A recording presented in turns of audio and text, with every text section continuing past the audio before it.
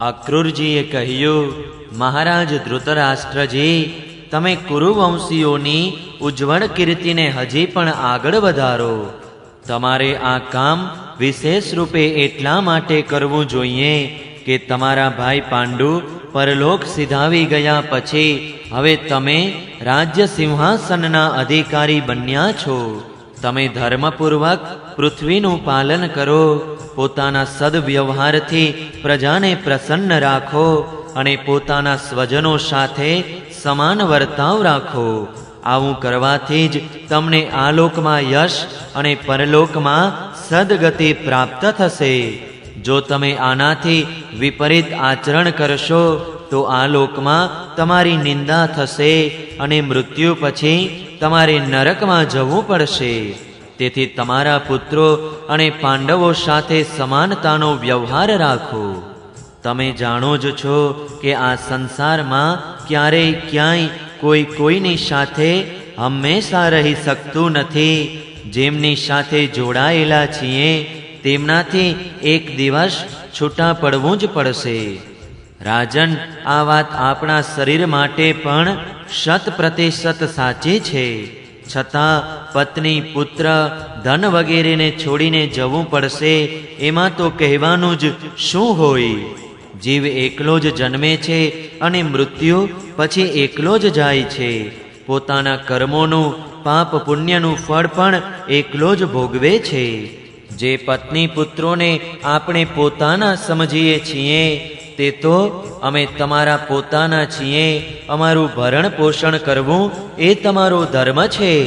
આવી વાતો કરીને મૂર્ખ મનુષ્યે અધર્મની એકઠા કરેલા ધનને લૂંટી લે છે. જેમ જલમાં રહેવાવાળા જંતુઓના સર્વસ્વ જલને તેમના જ સંબંધીઓ ચાટી જાય છે. આ મૂર્ખ જીવ તેમને પોતાના સમજીને અધર્મ કરીને પણ પાળે પોષે છે. તે જ પ્રાણ, ધન અને પુત્ર વગેરે આ જીવને અસંતુષ્ટ છોડીને ચાલ્યા જાય છે. જે પોતાના ધર્મથી વિમુખ છે, સાચું પૂછો તો તે પોતાના લૌકિક સ્વાર્થ પણ જાણતો નથી. જેમના માટે તે અધર્મ કરે છે તેઓ તો તેને છોડી જ દેશે. તેને ક્યારેય સંતોષનો અનુભવ નહીં થાય અને તે પોતાના પાપોનું પોટલું માથે મૂકીને સ્વયં ઘોર નરકમાં જશે. તેથી મહારાજ, આ વાત સમજી લો કે આ દુનિયા 4 દિવસની ચાંદની છે, સ્વપ્નનો ખેલ છે, જાદુનો તમાશો છે અને છે માત્ર મનોરાજ્ય. તમે તમારા પ્રયત્નથી પોતાની શક્તિથી ચિત્તને વશ કરો. મમતાવશ પક્ષપાત ન કરો.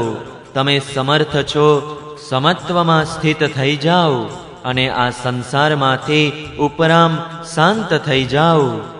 રાજા ધૃતરાષ્ટ્રે કહ્યું, મહાદાની અક્રૂરજી, તમે મારા કલ્યાણની ભલાઈની વાત કહી રહ્યા છો. અમૃતનું પાન કરતા જેમ મનુષ્ય તૃપ્ત થતો નથી, તેમ હું પણ તમારી વાતોથી તૃપ્ત થતો નથી. તેમ છતાં અમારા હિતૈષી અક્રૂરજી, મારા ચંચળ ચિત્તમાં તમારી આ શિખામણ સહેજ પણ ટકતી નથી. કેમ કે મારું હૃદય પુત્રોની મમતાને કારણે અત્યંત વિષમ થઈ ગયું છે. જેમ સ્ફટિક પર્વતના શિખર પર એક વાર વીજળી ચમકીને બીજી ક્ષણે અંતર્ધાન થઈ જાય છે, તેવી જ દશા તમારા આ ઉપદેશની છે. અક્રૂરજી, સાંભળ્યું છે કે સર્વશક્તિમાન ભગવાન પૃથ્વીનો ભાર ઉતારવા માટે યદુકુળમાં અવતર્યા છે. એવો કોણ પુરુષ છે જે તેમના વિધાનમાં ફેરફાર કરી શકે? તેમની જેવી ઈચ્છા હશે તેવું જ થશે. ભગવાનની માયાનો માર્ગ અચિંત્ય છે. તેઓ પોતાની એ માયા દ્વારા આ સંસાર ઉત્પન્ન કરીને તેમાં પ્રવેશ કરે છે અને ભિન્ન ભિન્ન કર્મો ફળનું વિભાજન કરે છે. આ સંસાર ચક્રની ગતિમાં તેમની અચિંત્ય માયા શક્તિ સિવાય બીજું કોઈ કારણ નથી. હું તે પરમ ઐશ્વર્ય શક્તિશાળી પ્રભુને નમસ્કાર કરું છું. શ્રી સુખદેવજી કહે છે, આ પ્રમાણે અક્રૂરજી મહારાજ ધૃતરાષ્ટ્રનો અભિપ્રાય જાણીને અને કુરુવંશી સ્વજન સંબંધીઓની પ્રેમપૂર્વક અનુમતિ લઈને મથુરા પાછા આવ્યા. પરીક્ષિત તેમણે ત્યાં ભગવાન શ્રી કૃષ્ણ અને બલરામજીની સામે ધૃતરાષ્ટ્રનો તે બધો જ વ્યવહાર વર્તાવ કે જે તેઓ પાંડવો સાથે કરતા હતા કહી સંભળાવ્યો. કેમ કે તેમણે હસ્તિનાપુર મોકલવાનો વાસ્તવમાં આ જ ઉદ્દેશ્ય હતો. 10મા સ્કંધના પૂર્વાર્ધ અંતર્ગત 49મો અધ્યાય સમાપ્ત. 10મા સ્કંધનો પૂર્વાર્ધ સમાપ્ત. જય શ્રી કૃષ્ણ. ઓમ નમો ભગવતે વાસુદેવાય. શ્રીમદ્ભાગવત મહાપુરાણ 10મો સ્કંધ ઉત્તરાર્ધ 50મો અધ્યાય. જરાસંઘ સાથે યુદ્ધ અને દ્વારિકાપુરીનું નિર્માણ. શ્રી શુકદેવજી કહે છે, ભરત શ્રેષ્ઠ રાજા પરીક્ષિત કંસને 2 રાણીઓ હતી, અસ્તિ અને પ્રાપ્તિ. પતિના મૃત્યુથી તેમને બહુ દુઃખ થયું અને તેઓ પોતાના પિતાની રાજધાનીમાં ચાલી ગઈ. તે બંનેનો પિતા હતો મગધરાજ જરાસંઘ. તેની પાસે તેમણે બહુ જ દુઃખ સાથે પોતાના વૈધવ્યના કારણોનું વર્ણન કર્યું. પરીક્ષિત આ અપ્રિય સમાચાર સાંભળીને પ્રથમ તો જરાસંઘને બહુ દુઃખ થયું, પરંતુ પછીથી તે ક્રોધથી સમસમી ગયો. પૃથ્વી પર એક પણ યદુવંશીને રહેવા નહીં દઉં એવો નિશ્ચય કરીને તેણે યુદ્ધની ભારે તૈયારી કરી અને 23 અક્ષૌહિણી સેના સાથે યાદવોની રાજધાની મથુરાને ચારે બાજુથી ઘેરી લીધી. ભગવાન શ્રી કૃષ્ણે જોયું કે જરાસંઘે ચારે બાજુથી અમારી રાજધાની મથુરાને ઘેરી લીધી છે અને અમારા સ્વજનો તથા નગરવાસીઓ ભયભીત થઈ રહ્યા છે. ભગવાન શ્રી કૃષ્ણે પૃથ્વીનો ભાર ઉતારવા માટે જ મનુષ્યનો વેશ ધારણ કર્યો છે. હવે તેમણે વિચાર્યું કે મારા અવતારનું પ્રયોજન શું છે અને અત્યારે અહીં મારે શું કરવું જોઈએ. તેમણે વિચાર્યું કે આ બધું સારું થયું કે મગધરાજ જરાસંઘ પોતાને આધીન રાજાઓની પાયદળ, ઘોડેસવાર, રથો અને હાથીઓવાળી કેટલીય અક્ષૌહિણી સેના સાથે મારી પાસે સામેથી આવી પહોંચ્યો છે. આ તો બધો પૃથ્વીનો ભાર એકત્ર થઈને મારી પાસે આવી પહોંચ્યો છે. હું આનો નાશ કરીશ, પરંતુ હમણાં મગધરાજ જરાસંઘને મારવો ન જોઈએ, કેમ કે તે જીવતો હશે તો ફરીથી અસુરોની બહુ મોટી સેના એકત્ર કરીને લાવશે. મારા અવતારનું એ જ પ્રયોજન છે કે હું પૃથ્વીનો ભાર ઓછો કરી દઉં, સાધુ સજ્જનોનું રક્ષણ કરું અને દુષ્ટ દુર્જનોનો સંહાર. સમયે સમયે ધર્મની રક્ષા માટે અને વધી રહેલા અધર્મને રોકવા માટે હું બીજા પણ અનેક શરીર ધારણ કરું છું. પરીક્ષિત, ભગવાન શ્રી કૃષ્ણ આ પ્રમાણે વિચારી જ રહ્યા હતા કે આકાશમાંથી સૂર્ય જેવા પ્રકાશમાન 2 રથ ત્યાં આવી પહોંચ્યા. તેમાં યુદ્ધની સંપૂર્ણ સામગ્રી સુસજ્જ હતી અને 2 સારથી તે રથ હાંકી રહ્યા હતા. તે જ સમયે ભગવાનના દિવ્ય અને સનાતન આયુધો પણ આપમેળે ત્યાં આવી ઉપસ્થિત થઈ ગયા. તેમને જોઈને ભગવાન શ્રી કૃષ્ણે પોતાના મોટા ભાઈ બલરામજીને કહ્યું, મોટા ભાઈ, તમે બહુ જ શક્તિશાળી છો. અત્યારે જે યાદવો તમને જ પોતાના સ્વામી અને રક્ષક માને છે, જેઓ આપનાથી જ સનાથ છે, જેમના ઉપર બહુ મોટી વિપત્તિ આવી પડી છે, જુઓ આ તમારો રથ છે અને તમારા પ્રિય આયુધ હળમુસળ પણ આવી પહોંચ્યા છે. હવે તમે આ રથ પર બેસીને શત્રુ સેનાનો સંહાર કરો અને પોતાના સ્વજનોને વિપત્તિથી બચાવી લો. ભગવાન સાધુ સંતોનું કલ્યાણ કરવા માટે જ આપણે બંનેએ અવતાર લીધો છે. તેથી હવે તમે આ 23 અક્ષૌહિણી સેનાના રૂપમાં પૃથ્વીનો આ મોટો ભાર નષ્ટ કરી દો. ભગવાન શ્રી કૃષ્ણ અને બલરામજીએ આ પ્રમાણે પરસ્પર સલાહ સૂચન કરીને કવચ ધારણ કર્યા અને રથ પર બેસીને તેઓ મથુરાથી નીકળ્યા. તે સમયે બંને ભાઈ પોતપોતાના આયુધોથી સજ્જ હતા અને નાનકડી સેના તેમની સાથે ચાલતી હતી. શ્રી કૃષ્ણના સારથી હતા દારૂક. મથુરાપુરીથી બહાર નીકળીને તેમણે પોતાનો પાંચજન્ય શંખ વગાડ્યો. તેમના શંખનો ભયંકર ધ્વનિ સાંભળીને શત્રુ સેનાના વીરોના હૃદય ભયથી ધ્રુજી ઉઠ્યા. તેમને જોઈને મગધરાજ જરાસંઘે કહ્યું, પુરુષોમાં અધમ કૃષ્ણ, તું તો હજી કુમળું બાળક છે. એકલા તારી સાથે લડવામાં મને લજ્જા આવી રહી છે. આટલા દિવસથી ખબર નહીં તું ક્યાં ક્યાં છુપાતો ફરતો હતો. અરે મૂર્ખ, તું તો પોતાના મામાનો હત્યારો છે. તેથી હું તારી સાથે લડી શકતો નથી. જા, મારી સામેથી ભાગી જા. બલરામ, જો તારા મનમાં એવી ખાતરી હોય કે યુદ્ધમાં મરવાથી સ્વર્ગ મળે છે, તો તું હિંમત એકઠી કરીને મારી સાથે લડ. મારા બાણોથી છેદાયેલા શરીરને અહીં છોડીને સ્વર્ગમાં જા. અથવા જો તારામાં શક્તિ હોય તો મને મારી નાખ. ભગવાન શ્રી કૃષ્ણે કહ્યું, મગધરાજ, જે શૂરવીર હોય છે તે તમારી માફક ડંફાસ નથી મારતા. તે તો પોતાનું બળ પરાક્રમ જ દેખાડે છે. જુઓ, હવે તમારું મૃત્યુ તમારા માથા પર નાચી રહ્યું છે. તમે જાણે મૃત્યુ પામતા રોગીને જેમ શનેપાત ઉપડે તેમ બકી રહ્યા છો. બકો, હું તમારી વાત પર ધ્યાન નથી આપતો. શ્રી શુકદેવજી કહે છે, પરીક્ષિત, જેમ વાયુ વાદળોથી સૂર્યને અને ધુમાડાથી અગ્નિને ઢાંકી દે છે, પરંતુ વાસ્તવમાં તે ઢંકાતા નથી, તેમનો પ્રકાશ ફરીથી ફેલાય જ છે.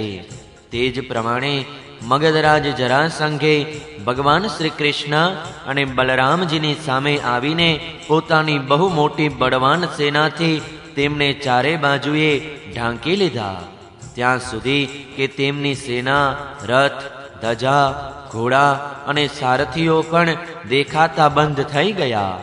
મથુરાપુરીની સ્ત્રીઓ પોતાના મહેલોની અટારીઓ, છત અને દરવાજાઓ પર ચડીને યુદ્ધ નિહાળી રહી હતી.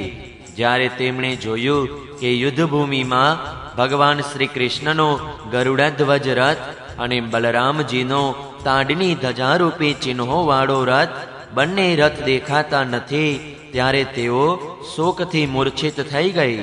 જ્યારે ભગવાન શ્રી કૃષ્ણે જોયું કે શત્રુ સેનાના યોદ્ધાઓ અમારી સેના પર એ રીતે બાણોની વૃષ્ટિ કરી રહ્યા છે જાણે આકાશમાંથી જલવૃષ્ટિ થઈ રહી હોય, અને અમારી સેના તેનાથી વ્યથિત થઈ રહી છે, ત્યારે તેમણે દેવતાઓ અને અસુરો બંને દ્વારા સન્માનિત પોતાના ઉત્તમ શાંગધનુષનો ટંકાર કર્યો.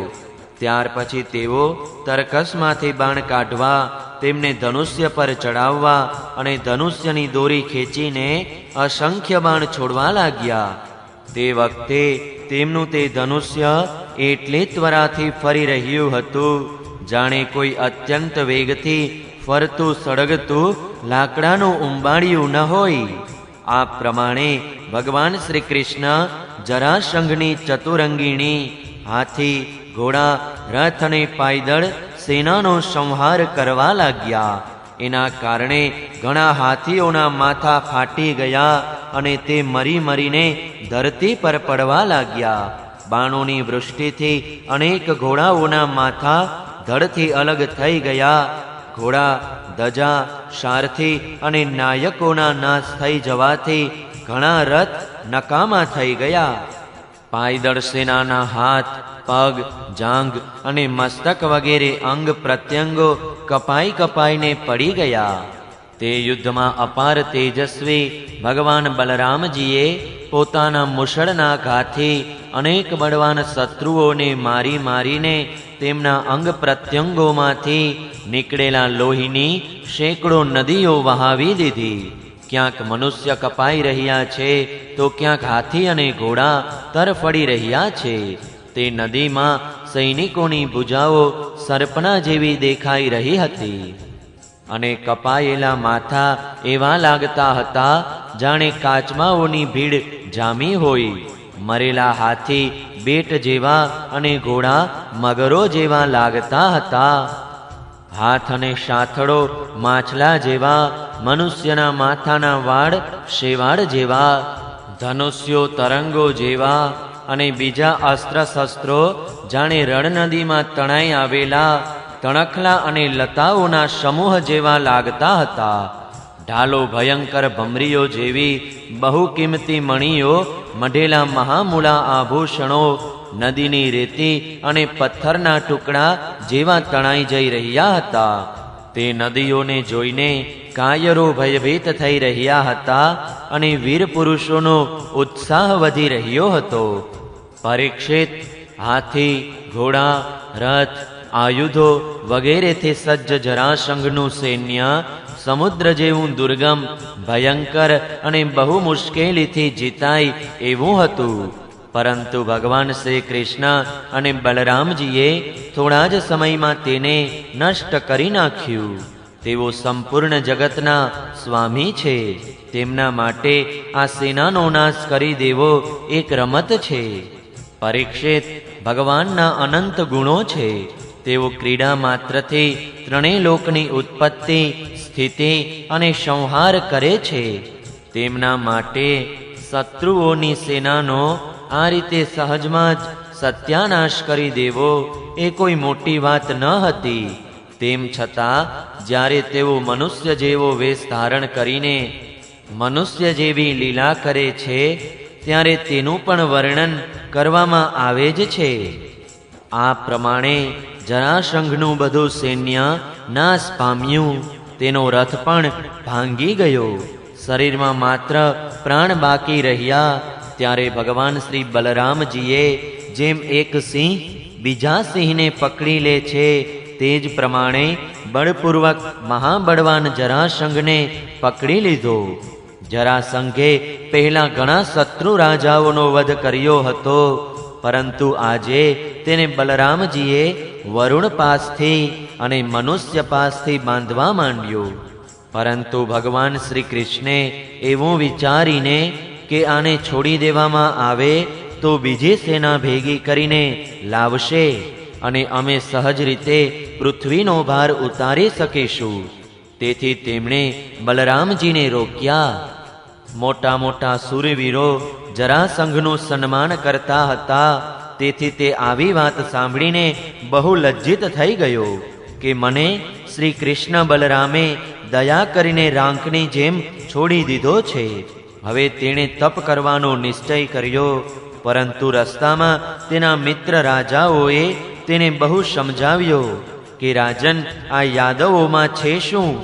તે તમને બિલકુલ પરાજિત કરી શકે એમ ન હતા.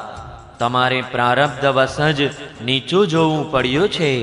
તે લોકોએ ભગવાનની ઈચ્છા, પછી વિજય પ્રાપ્ત કરવાની આશા વગેરે બતાવીને લૌકિક દ્રષ્ટાંત આપીને એક વાત સમજાવી દીધી કે તમારે તપસ્યા ન કરવી જોઈએ. પરીક્ષિત, તે સમયે મગધરાજ જરાસંઘની બધી સેના મરાઈ ચૂકી હતી. ભગવાન બલરામજીએ તેને ઉપેક્ષાપૂર્વક છોડી દીધો હતો. તેથી તે બહુ ઉદાસ થઈને પોતાના વતન મગધ દેશમાં ચાલ્યો ગયો. પરીક્ષિત, ભગવાન શ્રી કૃષ્ણની સેનામાં કોઈનો વાળ પણ વાંકો ન થયો અને તેમણે જરાસંઘની 23 અક્ષૌહિણી સેના પર, જે સમુદ્ર જેવી હતી, સહજમાં વિજય પ્રાપ્ત કરી લીધો. ત્યારે મોટા મોટા દેવતાઓ તેમના ઉપર નંદનવનના પુષ્પોની વૃષ્ટિ અને તેમના આ મહાન કાર્યની પ્રશંસા કરી રહ્યા હતા. જરાસંઘની સેનાના પરાજયથી મથુરાવાસીઓ નિર્ભય બની ગયા અને ભગવાન શ્રી કૃષ્ણના વિજયથી તેઓના હૃદયમાં આનંદ સમાતો ન હતો. ભગવાન શ્રી કૃષ્ણ આવીને તેમને મળ્યા. સૂત, માગધ અને બંદીજન તેમના વિજયનું યશોગાન કરી રહ્યા હતા. જે સમયે ભગવાન શ્રી કૃષ્ણે નગરમાં પ્રવેશ કર્યો, ત્યારે ત્યાં શંખ ધ્વનિ, નગારા, ભેરી, તુરી, વીણા, વાંસળી અને મૃદંગ વગેરે વાજિંત્રો વાગવા લાગ્યા. મથુરાના બધા માર્ગો અને શેરીઓને શણગારવામાં આવી. ચારે બાજુ ઉત્સાહનું વાતાવરણ હતું. સંપૂર્ણ નગરમાં ધજા પતાકા તોરણો બાંધવામાં આવ્યા હતા. બ્રાહ્મણોનો વેદ ધ્વનિ ગુંજી રહ્યો હતો. જ્યારે ભગવાન શ્રી કૃષ્ણ નગરમાં પ્રવેશ કરી રહ્યા હતા તે વખતે નગરની સ્ત્રીઓ પ્રેમ અને આતુરતાથી ઉભરાતા નેત્રોથી તેમને સ્નેહપૂર્વક નિહાળી રહી હતી અને ફૂલોના હાર, દહીં, અક્ષત અને જવ વગેરેના અંકુરોથી તેમને વધાવી રહી હતી. ભગવાન શ્રી કૃષ્ણ રણભૂમિમાંથી અપાર ધન અને સૈનિકોના આભૂષણો લઈ આવ્યા હતા. તે બધું તેમણે યાદવોના રાજા ઉગ્રસેન પાસે મોકલી આપ્યું. પરીક્ષિત, આ પ્રમાણે 17 વખત 23 અક્ષોહિણી સેના એકઠી કરીને મગધરાજ જરાસંઘે ભગવાન શ્રી કૃષ્ણ દ્વારા સુરક્ષિત યાદવો સાથે યુદ્ધ કર્યું. પરંતુ યાદવોએ ભગવાન શ્રી કૃષ્ણની શક્તિથી દરેક વખતે તેની સેનાનો નાશ કરી નાખ્યો. જ્યારે સંપૂર્ણ સેના નષ્ટ થઈ જતી ત્યારે યાદવોના ઉપેક્ષાપૂર્વક છોડી દેવાથી જરાસંઘ પોતાની રાજધાનીમાં ચાલ્યો જતો. જે સમયે 18મું યુદ્ધ શરૂ થવાનું જ હતું તે સમયે નારદજીનો મોકલેલો વીર કાલયવન દેખાયો. યુદ્ધમાં કાલયવનની સામે ઊભો રહેનાર કોઈ વીર સંસારમાં ન હતો.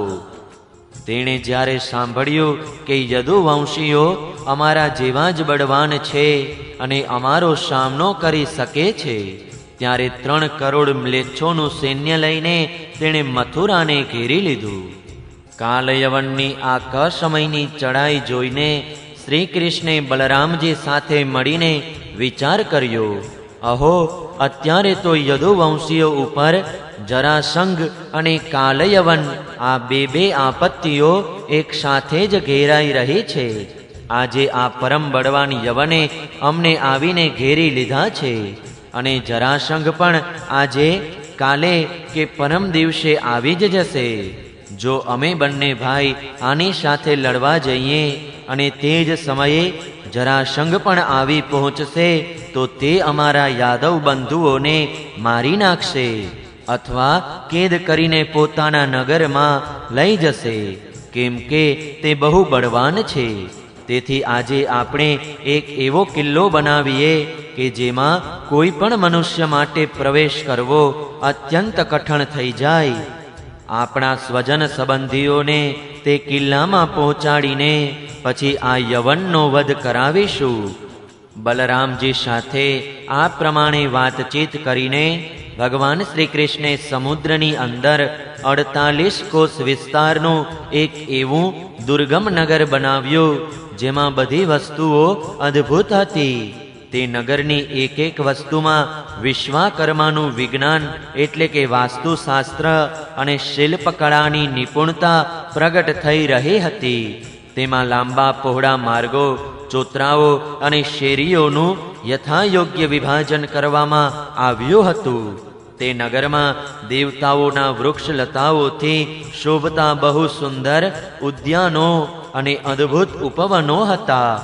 મંદિરો ઉપર આકાશ સાથે વાતો કરતા સોનાના બહુ જ ઊંચા શિખરો હતા. સ્ફટિકમણીની અટારીઓ અને ઊંચા દરવાજા તે નગરની શોભામાં અભિવૃદ્ધિ કરતા હતા. અનાજ સંગ્રહ કરવા માટે ચાંદી અને પિત્તળના કોઠારો હતા. રત્નો અને પન્નાથી મઢેલા સોનાના કળશવાળા બધા મહેલો સોનાના હતા. આ સિવાય આ નગરમાં વાસ્તુ દેવતાના મંદિરો અને છજા બહુ જ સુંદર હતા. આ નગરમાં 4 વર્ણના લોકો રહેતા હતા. નગરની મધ્યમાં યાદવોના રાજા ઉગ્રસેનજી, વસુદેવજી, બલરામજી તથા ભગવાન શ્રી કૃષ્ણના મહેલો શોભી રહ્યા હતા. પરીક્ષિત, તે સમયે દેવરાજ ઇન્દ્રએ ભગવાન શ્રી કૃષ્ણ માટે પારિજાત વૃક્ષ અને સુધર્મા સભાને મોકલી આપી.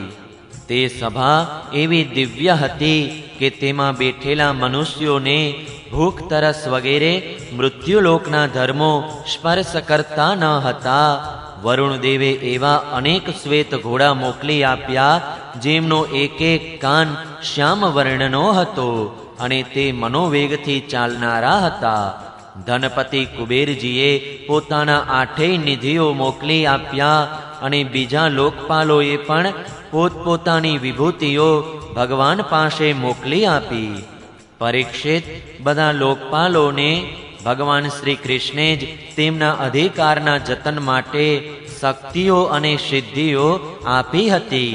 જ્યારે ભગવાન શ્રી કૃષ્ણ પૃથ્વી પર અવતરીને લીલા કરવા લાગ્યા, ત્યારે બધી સિદ્ધિઓ તેમણે ભગવાનના ચરણોમાં સમર્પિત કરી દીધી. ભગવાન શ્રી કૃષ્ણે પોતાના બધા સ્વજન સંબંધીઓને પોતાની અચિંત્ય મહાશક્તિ યોગમાયા દ્વારા દ્વારકામાં પહોંચાડી દીધા. બાકી રહેલી પ્રજાની રક્ષા માટે બલરામજીને મથુરાપુરીમાં રાખ્યા અને તેમની સલાહ લઈને તેઓ કંઠમાં કમળની માળા પહેરીને હાથમાં કોઈ અસ્ત્ર શસ્ત્ર રાખ્યા વિના નગરના મુખ્ય દરવાજામાંથી બહાર નીકળી ગયા. 10મા સ્કંદના ઉત્તરાર્ધ અંતર્ગત દુર્ગતિ નિવેશ નામનો 50મો અધ્યાય સમાપ્ત. જય શ્રી કૃષ્ણ. ઓમ નમો ભગવતે વાસુદેવાય. 51મો અધ્યાય કાલયવનનું ભસ્મ થવું, મુચુકુંદની કથા. શ્રી સુખદેવજી કહે છે, પ્રિય પરીક્ષિત, જે સમયે ભગવાન શ્રી કૃષ્ણ મથુરા નગરીના મુખ્ય દરવાજેથી નીકળ્યા, ત્યારે એવું લાગ્યું કે જાણે પૂર્વ દિશામાં ચંદ્રોદય થઈ રહ્યો હોય. તેમનો શ્યામ સુંદર વિગ્રહ અત્યંત દર્શનીય હતો. તેના ઉપર રેશમી પીતાંબરની છટા અદ્ભુત હતી. વક્ષા સ્થળ પર સુવર્ણ રેખાના રૂપમાં શ્રીવત્સ ચિહ્ન શોભી રહ્યું હતું અને કંઠમાં કૌસ્તુભ મણિ ઝળહળી રહ્યો હતો. લાંબી અને ભરાવદાર ભુજાઓ હતી. નવા ખીલેલા કમળ જેવા કોમળ રતુમડા નેત્ર હતા. મુખ કમળ પર અઢળક આનંદ હતો. કપોલોની શોભા નિરાળી જ હતી. મંદ હાસ્ય જોનારનું મન ચોરી લેતું હતું. કાનોમાં મકરાકૃત કુંડળો ઝળકતા હતા. તેમને જોઈને કાલયવને નિશ્ચય કર્યો કે આજ વાસુદેવ છે. કારણ કે નારદજીએ જે લક્ષણો બતાવ્યા હતા, વક્ષ સ્થળ પર શ્રીવત્સ ચિહ્ન, 4 ભુજાઓ, કમળ જેવા નેત્રો, ગળામાં વનમાળા અને સુંદરતાની સીમા, આ બધા જ લક્ષણો આનામાં છે. તેથી આ કોઈ બીજો હોઈ શકે નહીં. અત્યારે આ કોઈ અસ્ત્ર શસ્ત્ર વિના ચાલીને આ તરફ આવી રહ્યો છે. તેથી હું પણ આની સાથે અસ્ત્ર શસ્ત્ર વિના જ લડીશ. આવો નિશ્ચય કરીને જ્યારે કાલયવન ભગવાન શ્રી કૃષ્ણ તરફ દોડ્યો, ત્યારે ભગવાન બીજી બાજુ મુખ કરીને રણભૂમિમાંથી ભાગી ગયા અને તે યોગીઓને પણ દુર્લભ એવા ભગવાનને પકડવા માટે કાલયવન તેમની પાછળ પાછળ દોડવા લાગ્યો. રણછોડ ભગવાન લીલા કરતા ભાગી રહ્યા હતા. કાલયવન ડગલે ને પગલે એવું સમજતો હતો કે હમણાં પકડાશે, હમણાં પકડાશે. આ પ્રમાણે ભગવાન તેને બહુ દૂર સુધી એક પર્વતની ગુફામાં લઈ ગયા. કાલયવન પાછળથી વારંવાર આક્ષેપ કરતો હતો કે અરે ભાઈ, તમે પરમ યશસ્વી યદુવંશમાં પેદા થયા છો. તમારું આ પ્રમાણે યુદ્ધ છોડીને નાસી જવું ઉચિત નથી. પરંતુ હજી તેના અશુભ કર્મો બાકી હતા. તેથી તે ભગવાનને પકડવા સમર્થ ન થઈ શક્યો. તેના આક્ષેપો ચાલુ હોવા છતાં પણ ભગવાન એક પર્વતની ગુફામાં પેસી ગયા. તેમની પાછળ કાલયવન પણ પેઠો. ત્યાં તેણે એક બીજા માણસને સૂતેલો જોયો. તેને જોઈને કાલયવને વિચાર્યું, જુઓ તો ખરા, આ મને આ રીતે આટલે દૂર લઈ આવ્યો અને હવે આ પ્રમાણે જાણે તેને કાંઈ ખબર જ ન હોય, સાધુ મહારાજ બનીને સૂઈ ગયો છે. તેવું વિચારી તે મૂર્ખ કાલયવને તેને જોરથી એક લાત મારી. તે પુરુષ ત્યાં ઘણા દિવસથી સૂતેલો હતો. પગની લાત વાગવાથી તે ઉઠ્યો અને ધીરે ધીરે તેણે પોતાની આંખો ખોલી. આજુબાજુ જોયું તો પાસે જ કાલયવન ઊભેલો જોવા મળ્યો. પરીક્ષિત, તે પુરુષ આ પ્રમાણે લાત મારીને જગાડવાથી કંઈક નારાજ થઈ ગયો હતો. તેની દ્રષ્ટિ પડતાં જ કાલયવનના શરીરમાં અગ્નિ પ્રગટ થઈ ગયો અને તે ક્ષણભરમાં બળીને રાખનો ઢગલો થઈ ગયો. રાજા પરીક્ષિતે પૂછ્યું, ભગવાન, જેના માત્ર દ્રષ્ટિપાતથી કાલયવન બળીને ભસ્મ થઈ ગયો, તે પુરુષ કોણ હતો? તેનામાં એવી કઈ શક્તિ હતી અને તે કોનો પુત્ર હતો? તમે કૃપા કરીને એ પણ જણાવો કે તે પર્વતની ગુફામાં જઈને કેમ સૂતો હતો? શ્રી શુકદેવજી કહે છે, પરીક્ષિત, તે ઇક્ષ્વાકુ વંશના મહારાજ માંધાતાના પુત્ર રાજા મુચુકુંદ હતા. તેઓ બ્રાહ્મણોના પરમ ભક્ત, સત્યવાદી, સંગ્રામ વિજયી અને મહાપુરુષ હતા. એકવાર ઇન્દ્ર વગેરે દેવતાઓ અસુરોથી બહુ ભયભીત થઈ ગયા હતા. તેમણે પોતાની રક્ષા માટે રાજા મુચુકુંદને પ્રાર્થના કરી અને તેમણે ઘણા સમય સુધી તેમની રક્ષા કરી. જ્યારે ઘણા સમય બાદ દેવતાઓને સેનાપતિના રૂપમાં કાર્તિક સ્વામી મળી ગયા, ત્યારે દેવતાઓએ રાજા મુચુકુંદને કહ્યું, રાજન, તમે અમારી રક્ષા માટે બહુ જ પરિશ્રમ અને કષ્ટ વેઠ્યા છે. હવે તમે વિશ્રામ કરો. વીર શિરોમણી, તમે અમારી રક્ષા માટે મનુષ્યલોકનું પોતાનું અટંકટ રાજ્ય છોડી દીધું તથા જીવનની અભિલાષાઓ તથા ભોગોનો પણ પરિત્યાગ કરી દીધો. હવે તમારા પુત્રો, રાણીઓ, ભાઈ બાંધવો અને મંત્રીઓ તથા તમારા સમયની પ્રજામાંથી અત્યારે કોઈ રહ્યું નથી. બધા જ કાળનો કોળિયો બની ગયા છે. બધા જ બળવાનોમાં કાળ સૌથી બળવાન છે. તે પોતે પરમ સમર્થ, અવિનાશી અને ભગવત સ્વરૂપ છે. જેમ ગોવાળો પશુઓને પોતાના વશમાં રાખે છે, તેમ તે સહજ રીતે જ તમામ પ્રજાને પોતાને આધીન રાખે છે. રાજન, તમારું કલ્યાણ થાવ. તમારી જે ઈચ્છા હોય તે અમારી પાસે માગી લો. અમે કૈવલ્ય મોક્ષ સિવાય આપને જે માગો તે આપી શકીએ છીએ. કેમ કે કૈવલ્ય મોક્ષ આપવાનું સામર્થ્ય તો માત્ર અવિનાશી ભગવાન વિષ્ણુમાં જ છે. દેવતાઓની વાત સાંભળીને પરમ યશસ્વી રાજા મુચુકુંદે તેમને વંદન કર્યા અને બહુ જ થાકી ગયા હોવાથી નિદ્રાનું જ વરદાન માગ્યું. અને વરદાન મેળવીને તેઓ નિદ્રાધીન થઈને પર્વતની ગુફામાં સૂઈ ગયા. તે સમયે દેવતાઓએ કહી દીધું હતું કે રાજન, નિદ્રાધીન અવસ્થામાં જો કોઈ મૂર્ખ તમને જગાડી દે તો તે આપની દ્રષ્ટિ પડતા તે જ ક્ષણે બળીને ભસ્મ થઈ જશે. પરીક્ષિત, હવે કાલયવન ભસ્મ થઈ ગયો ત્યારે યદુવંશ શિરોમણી ભગવાન શ્રી કૃષ્ણે પરમ બુદ્ધિમાન રાજા મુચુકુંદને દર્શન આપ્યા. ભગવાન શ્રી કૃષ્ણનો વિગ્રહ વર્ષાકાળના મેઘ જેવો શ્યામ સુંદર હતો. રેશમી પિતાંબર ધારણ કરેલું હતું. વક્ષા સ્થળ પર શ્રીવત્સ અને ગળામાં કૌસ્તુભમણિ પોતાનું દિવ્ય તેજ પ્રસરાવી રહ્યો હતો. 4 ભુજાઓ હતી. ઘૂંટણ સુધી વૈજયંતી માળા લટકી રહી હતી. મુખ કમળ અત્યંત સુંદર અને પ્રસન્નતાથી ખીલેલું હતું. કાનોમાં મકરાકૃત કુંડળ ઝળહળી રહ્યા હતા. હોઠો પર પ્રેમ ભર્યું હાસ્ય અને નેત્રોમાં અનુરાગ વરસી રહ્યો હતો. અત્યંત દર્શનીય તરુણ અવસ્થા અને મદમસ્ત સિંહ જેવી નિડર ચાલ હતી. રાજા મુચુકુંદ જોકે બહુ જ બુદ્ધિમાન અને ધીર પુરુષ હતા, છતાં પણ ભગવાનનું આ દિવ્ય જ્યોતિર્મય સ્વરૂપ જોઈને કંઈક વિસ્મિત થઈ ગયા.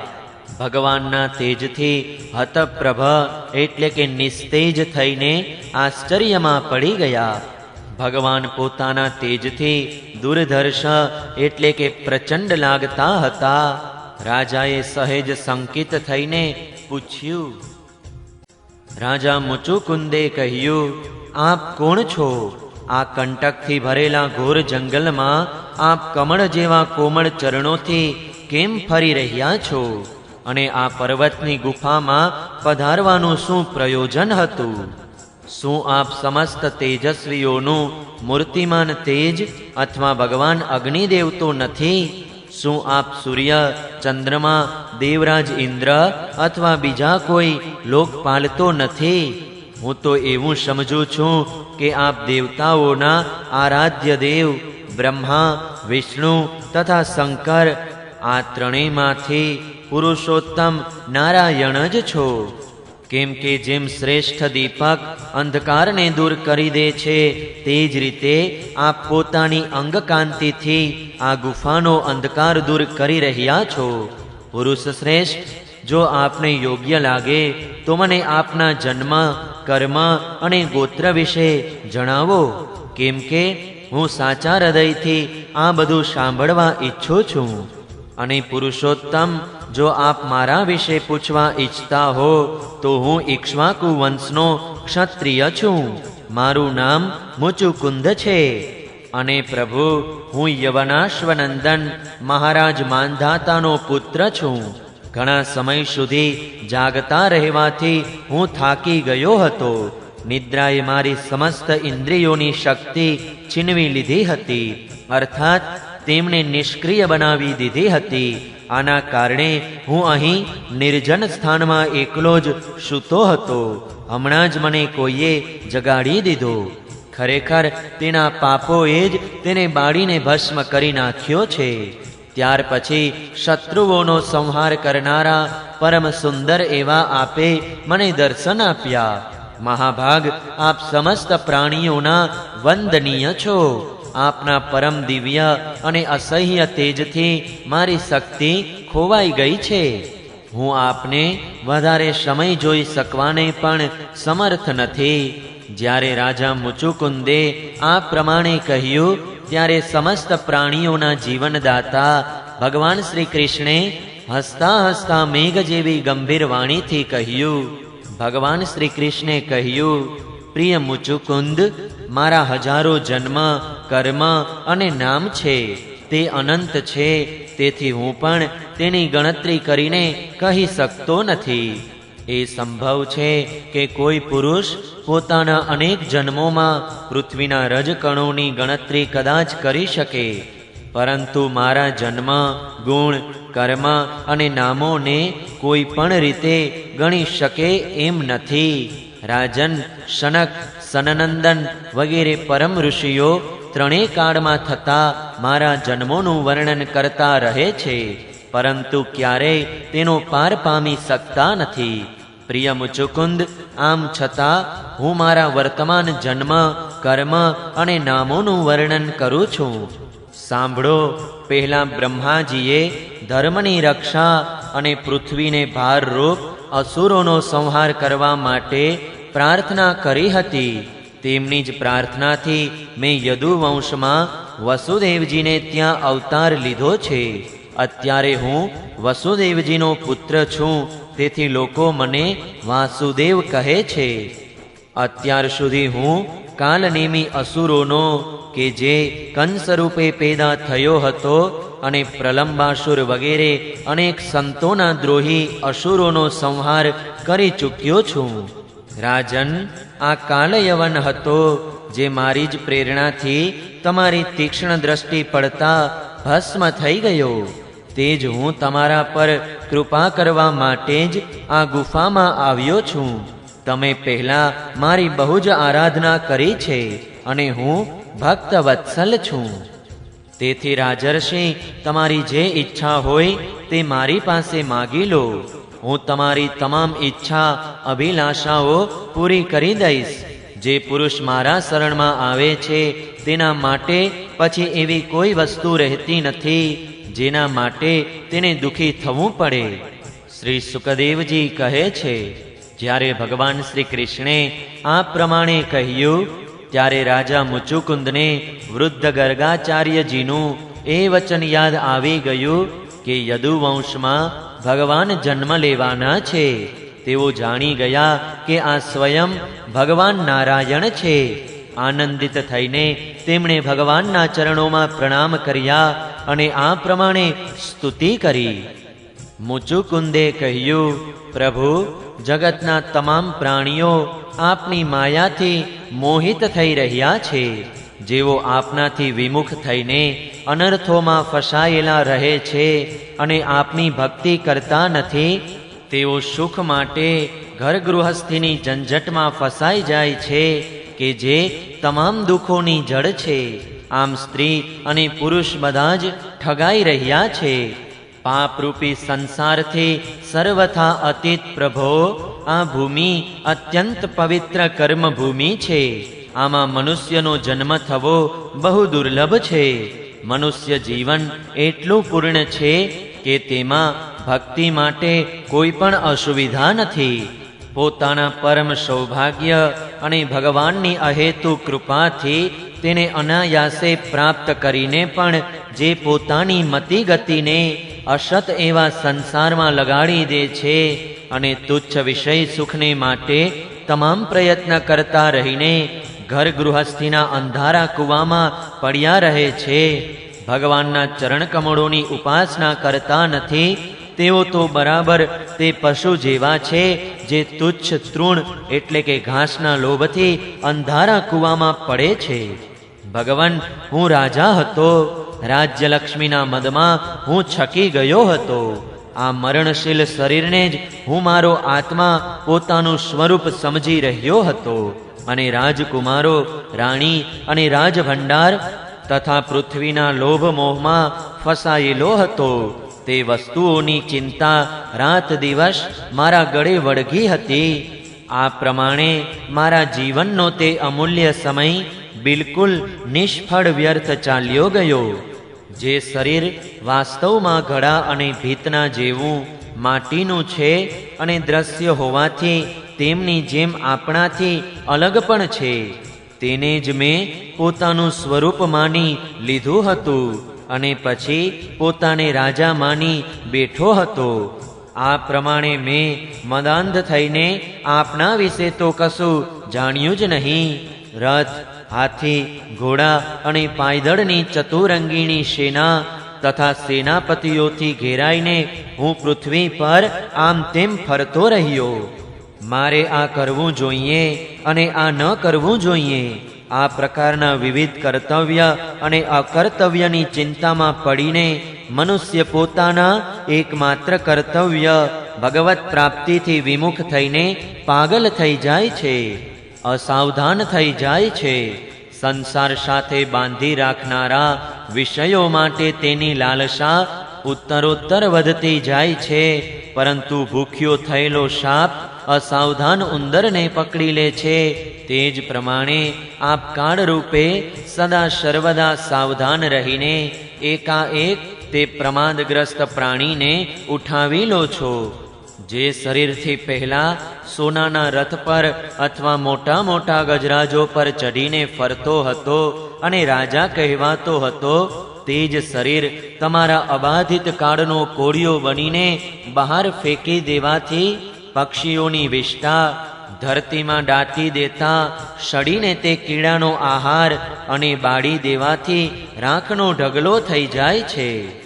પ્રભુ, જેણે બધી દિશાઓ પર વિજય પ્રાપ્ત કરી લીધો છે અને જેની સામે લડનાર સંસારમાં કોઈ રહ્યો નથી, જે શ્રેષ્ઠ સિંહાસન પર બેસે છે અને મોટા મોટા રાજાઓ કે જે તેમના જેવા જ હતા હવે તેના ચરણોમાં માથું ઝુકાવે છે, તે જ પુરુષ જ્યારે વિષય સુખ ભોગવવા માટે જે ઘર ગૃહસ્થીની વિશેષ વસ્તુ છે સ્ત્રીઓ પાસે જાય છે, ત્યારે તેમના હાથનું રમકડું તેમનું પાળેલું પશુ બની જાય છે.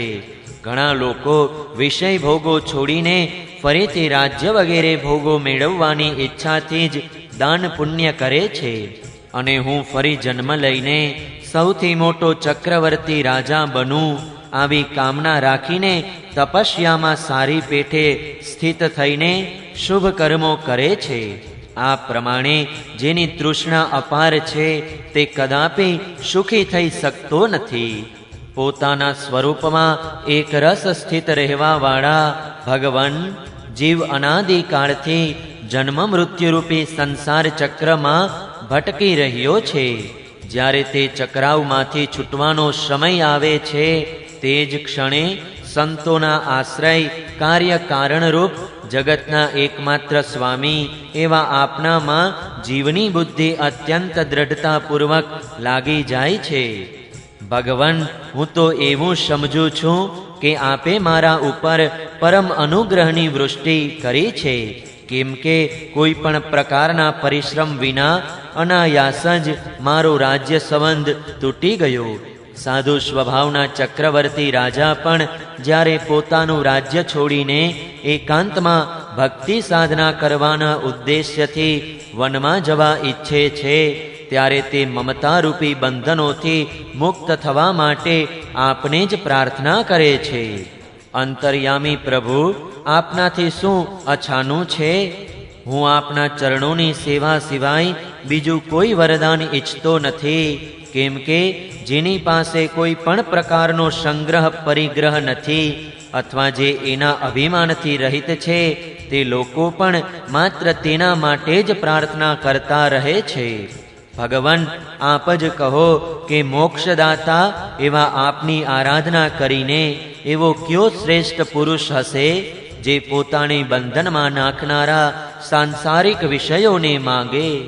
તેથી હે પ્રભુ, હું સત્વગુણ, રજોગુણ અને તમોગુણ સાથે સંબંધ રાખવા વાળી તમામ કામનાઓને ત્યજીને માત્ર માયાના સંબંધથી રહિત ગુણાતીત એક અદ્વિતીય ચિત્ત સ્વરૂપ પરમ પુરુષ એવા આપનું શરણ લઉં છું.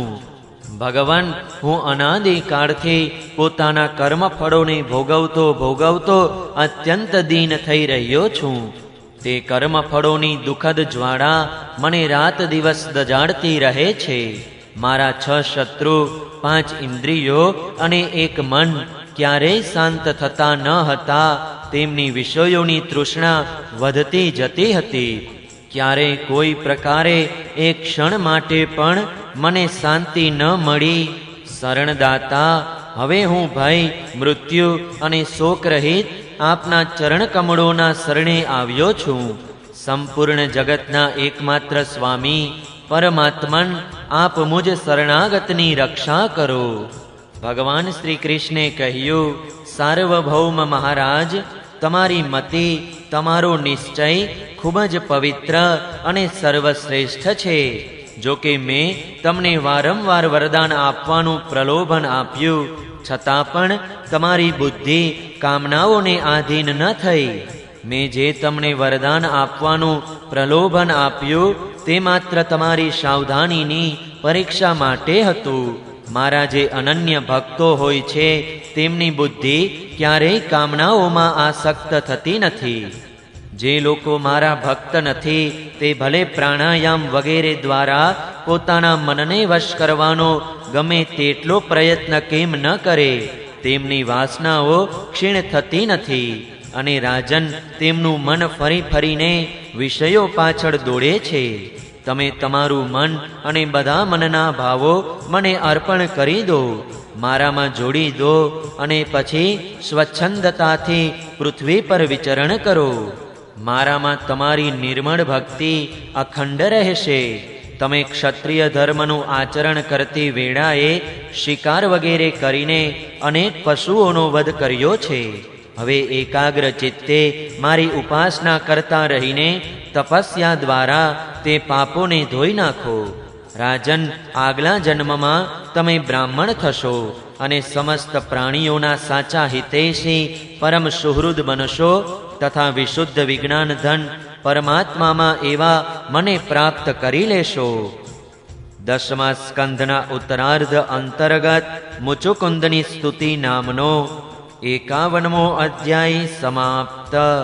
જય શ્રી કૃષ્ણ. ઓમ નમો ભગવતે વાસુદેવાય. 52મો અધ્યાય દ્વારકાગમન. શ્રી બલરામજીનો વિવાહ. તથા શ્રી કૃષ્ણની પાસે રૂકમણીનો સંદેશો લઈને બ્રાહ્મણનું આવવું. શ્રી સુકદેવજી કહે છે, પ્રિય પરીક્ષિત, ભગવાન શ્રી કૃષ્ણે આ રીતે ઇક્ષ્વાકુ નંદન રાજા મુચુકુંદ પર અનુગ્રહ કર્યો. હવે તેમણે ભગવાનની પરિક્રમા કરી તેમને નમસ્કાર કર્યા અને ગુફામાંથી બહાર નીકળ્યા. તેમણે બહાર આવીને જોયું કે બધા જ મનુષ્યો, પશુ, લતા અને વૃક્ષ વનસ્પતિ પહેલાની તુલનામાં બહુ નાના આકારના થઈ ગયા છે. તેથી એવું જાણીને કે કલિયુગ આવી ગયો, તેઓ ઉત્તર દિશા તરફ ચાલ્યા ગયા. મહારાજ મુચુકુંદ તપસ્યા, શ્રદ્ધા, ધૈર્ય તથા અનાશક્તિથી યુક્ત અને સંશય સંદેહથી મુક્ત હતા. તેઓ પોતાનું ચિત્ત ભગવાન શ્રી કૃષ્ણમાં પરોવીને ગંધમાદન પર્વત પર પહોંચ્યા. ભગવાન નરનારાયણના નિત્ય નિવાસ સ્થાન બદરિકાશ્રમ જઈને બહુ શાંત ભાવે ગરમી ઠંડી વગેરે દ્વંદ્વોને સહન કરતા તેઓ તપસ્યા દ્વારા ભગવાનની આરાધના કરવા લાગ્યા. અહીં ભગવાન શ્રી કૃષ્ણ મથુરાપુરીમાં પાછા આવ્યા ત્યાં સુધી કાલયવનની સેનાએ તેને ઘેરી રાખી હતી. હવે તેમણે મ્લેચ્છોની સેનાનો સંહાર કર્યો અને તેમનું બધું ધન છીનવી લઈ દ્વારકા લઈ ગયા. જે સમયે ભગવાન શ્રી કૃષ્ણની આજ્ઞા પ્રમાણે માણસો અને પોઠિયાઓ પર ચડાવીને તે ધન દ્વારિકા લઈ જવાતું હતું, તે વખતે 23 અક્ષોહિણી સેના સાથે જરાસંઘ મથુરા પર ચડી આવ્યો.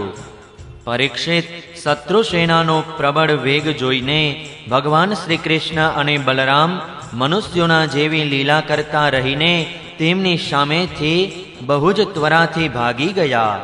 તેમના મનમાં સહેજ પણ ભય ન હતો, છતાં જાણે અત્યંત ભયભીત થઈ ગયા હોય એવું નાટક કરતા તે તમામ ધન ત્યાં જ છોડીને અનેક યોજનો સુધી તેઓ પોતાના કમળપત્ર જેવા કોમળ ચરણોથી જ અર્થાત પગપાળા દોડતા દોડતા ભાગી ગયા. હવે મહાબળવાન મગધરાજ જરાસંઘે જોયું કે શ્રી કૃષ્ણ અને બલરામ તો ભાગી રહ્યા છે, ત્યારે તે હસવા લાગ્યો અને પોતાના રથ અને સેના સાથે તેમની પાછળ દોડ્યો. તેને ભગવાન શ્રી કૃષ્ણ અને બલરામજીના ઐશ્વર્ય, પ્રભાવ વગેરેનું જ્ઞાન ન હતું. ઘણી દૂર સુધી દોડવાને કારણે બંને ભાઈ થોડા થાકી ગયા હોય એવા થઈ ગયા. હવે તેઓ બહુ ઊંચા પ્રવર્ષણ પર્વત પર ચડી ગયા. તે પર્વતનું પ્રવર્ષણ નામ એટલા માટે પડ્યું હતું કે ત્યાં હંમેશા મેઘ વર્ષા કરતા હતા. પરીક્ષિત, જ્યારે જરાસંઘે જોયું કે તે બંને પર્વતમાં છુપાઈ ગયા છે અને બહુ શોધવા છતાં મળતા નથી, ત્યારે તેણે લાકડાથી ભરપૂર એવા પ્રવર્ષણ પર્વતની ચારે બાજુ આગ લગાડાવીને તેને બાળી મૂક્યો. જ્યારે ભગવાને જોયું કે પર્વતના છેડા બળવા લાગ્યા છે, ત્યારે બંને ભાઈ જરાસંઘની સેનાને ઓળંગીને બહુ જ વેગપૂર્વક તે 11 યોજન એટલે કે 44 કોષ ઊંચા પર્વત પરથી એકદમ નીચે ધરતી પર કૂદી પડ્યા. રાજન, તેમને જરાસંઘે અથવા તેમના કોઈ સૈનિકે જોયા નહીં અને તે બંને ભાઈ ત્યાંથી ચાલીને પોતાની સમુદ્રથી ઘેરાયેલી દ્વારકાપુરીમાં આવી ગયા. જરાસંઘે એવું માની લીધું કે શ્રી કૃષ્ણ અને બલરામ તો બળી ગયા હશે, ત્યારે તે પોતાની બહુ મોટી સેના સાથે મગધ દેશ ચાલ્યો ગયો. એ વાત હું તમને પહેલા જ એટલે કે 9મા સ્કંદમાં કહી ચૂક્યો છું કે આનર્ત દેશના રાજા શ્રીમાન રૈવતજીએ પોતાની રેવતી નામની કન્યા બ્રહ્માજીની પ્રેરણાથી બલરામજી સાથે પરણાવી. પરીક્ષિત, ભગવાન શ્રી કૃષ્ણ પણ સ્વયંવરમાં આવેલા શિશુપાલ તથા તેના પક્ષપાતી સાલ્વ વગેરે રાજાઓને બળપૂર્વક હરાવીને બધાની સામે જેમ ગરુડે સુધા એટલે કે અમૃતનું હરણ કર્યું હતું, તે જ રીતે વિદર્ભ દેશની રાજકુમારી રૂકમણીને હરી લાવ્યા અને તેમની સાથે લગ્ન કર્યા. રૂકમણીજી રાજા ભીષ્મકની કન્યા અને સ્વયં ભગવતી લક્ષ્મીજીનો અવતાર હતા. રાજા પરીક્ષિતે પૂછ્યું, ભગવાન, અમે સાંભળ્યું છે કે ભગવાન શ્રી કૃષ્ણે ભીષ્મક નંદીની પરમ સુંદરી રૂકમણી દેવીને બળપૂર્વક હરણ કરીને રાક્ષસ વિધિથી તેમની સાથે લગ્ન કર્યા હતા. મહારાજ, હવે હું એ સાંભળવા ઈચ્છું છું કે પરમ તેજસ્વી ભગવાન શ્રી કૃષ્ણે જરાસંઘ, શાલ્વ વગેરે રાજાઓને જીતીને કઈ રીતે રૂકમણીનું હરણ કર્યું? હે બ્રહ્મર્ષિ, ભગવાન શ્રી કૃષ્ણની લીલાઓ વિશે તો કહેવાનું જ શું? તે લીલા ચરિત્રો સ્વયં તો પવિત્ર છે જ, સંપૂર્ણ જગતના મલોનો નાશ કરનાર છે. તેમાં એવી અલૌકિક મધુરતા છે જેનું રાત દિવસ સેવન કરતા રહેવા છતાં નિત્ય નવો નવો રસ મળતો રહે છે. એવો કોણ રસિક, કોણ મર્મગ્ન છે જે તે લીલા કથાઓને સાંભળીને તૃપ્ત થઈ જાય? શ્રી સુખદેવજી કહે છે, પરીક્ષિત, મહારાજ ભીષ્મક વિદર્ભ દેશના અધિપતિ હતા. તેમને 5 પુત્રો અને સુંદર મુખવાળી એક કન્યા હતી. બધાથી મોટા પુત્રનું નામ રૂકમી હતું. બીજા 4 નાના હતા, જેમના નામ હતા રૂકમરથા, રૂકમબાહુ, રૂકમકેશા અને રૂકમમાલી. તેમના બહેન હતા સતી રૂકમણી. જ્યારે રૂકમણીએ ભગવાન શ્રી કૃષ્ણના સૌંદર્ય, પરાક્રમ, ગુણ અને વૈભવની પ્રશંસા સાંભળી, જે તેમને ત્યાં આવતા અતિથિઓ પ્રાયઃ ગાયા કરતા હતા, ત્યારે તેમણે એવો નિશ્ચય કર્યો કે ભગવાન શ્રી કૃષ્ણ જ મારા માટે યોગ્ય પતિ છે. ભગવાન શ્રી કૃષ્ણે પણ બુદ્ધિ, લક્ષણો, ઉદારતા, રૂપ, શીલ તથા ગુણોના નિવાસરૂપ રૂકમણીને જ પોતાના પત્ની માનીને તેમની સાથે લગ્ન કરવાનો નિશ્ચય કર્યો. રૂકમણીના ભાઈ બાંધવો પણ ઈચ્છતા હતા કે અમારી બહેનનું લગ્ન શ્રી કૃષ્ણ સાથે જ થાય, પરંતુ રૂકમા શ્રી કૃષ્ણ સાથે બહુ દ્વેષ કરતો હતો. તેણે બીજા ભાઈઓને આમ કરતા રોકી દીધા અને શિશુપાલને જ પોતાની બહેન માટે યોગ્ય વર સમજ્યો. જ્યારે પરમ સુંદરી રૂકમણીને આ વાતની ખબર પડી કે મારો ભાઈ રૂકમી શિશુપાલ સાથે મારો વિવાહ કરવા ઈચ્છે છે, ત્યારે તેઓ બહુ ઉદાસ થઈ ગયા. તેમણે ખૂબ સમજી વિચારીને એક વિશ્વાસપાત્ર બ્રાહ્મણને તુરંત શ્રી કૃષ્ણ પાસે મોકલ્યા. જ્યારે તે બ્રાહ્મણ દેવતા દ્વારકાપુરીમાં પહોંચ્યા, ત્યારે દ્વારપાલ તેમને રાજમહેલમાં લઈ ગયા. ત્યાં જઈને બ્રાહ્મણ દેવતાએ જોયું કે આદિ પુરુષ ભગવાન શ્રી કૃષ્ણ સોનાના સિંહાસન પર બિરાજેલા છે. બ્રાહ્મણના પરમ ભક્ત ભગવાન શ્રી કૃષ્ણ તે બ્રાહ્મણ દેવતાને જોતા જ પોતાના આસન પરથી નીચે ઉતરી ગયા અને તેમને પોતાના આસન પર બેસાડીને જેમ દેવતાઓ ભગવાનની પૂજા કરે છે તેવી તેમની પૂજા કરી. આદર સત્કાર, કુશળ પ્રશ્નો પૂછી જ્યારે બ્રાહ્મણ દેવતાએ ભોજન કરી લીધું, ત્યારે સંતોના પરમ આશ્રય ભગવાન શ્રી કૃષ્ણ તેમની પાસે ગયા અને પોતાના કોમળ કરકમળથી તેમની ચરણ સેવા કરતા રહીને શાંત ભાવે પૂછવા લાગ્યા, હે શ્રેષ્ઠ બ્રાહ્મણ, આપનું ચિત્ત તો સદા સર્વદા સંતુષ્ટ રહે છે ને? આપને પોતાના પૂર્વ પુરુષો દ્વારા સ્વીકૃત ધર્મનું પાલન કરવામાં કોઈ મુશ્કેલી તો થતી નથી ને? બ્રાહ્મણ જે કાંઈ મળી જાય તેમાં સંતુષ્ટ રહે અને પોતાના ધર્મનું પાલન કરે, તેનાથી ચ્યુત ન થાય તો તે સંતોષ જ તેની બધી કામનાઓ પૂરી કરી દે છે. જો ઇન્દ્રનું પદ મેળવીને પણ કોઈને સંતોષ ન થાય તો તેણે સુખ માટે એક લોકથી બીજા લોકમાં વારંવાર ભટકવું પડશે. તે ક્યાંય પણ શાંતિથી બેસી નહીં શકે. પરંતુ જેની પાસે બિલકુલ સંગ્રહ પરિગ્રહ નથી અને જે પ્રાપ્ત પરિસ્થિતિમાં સંતુષ્ટ છે, તે બધી રીતે સંતાપ રહિત થઈને સુખની નિદ્રામાં સૂવે છે. જેઓ સ્વયં પ્રાપ્ત થયેલી વસ્તુમાં સંતોષ માની લે છે, જેમનો સ્વભાવ અત્યંત મધુર છે અને જેઓ સમસ્ત પ્રાણીઓના પરમ હિતૈષી, અહંકાર રહિત અને શાંત છે, તેવા બ્રાહ્મણોને હું મસ્તક નમાવી નમસ્કાર કરું છું.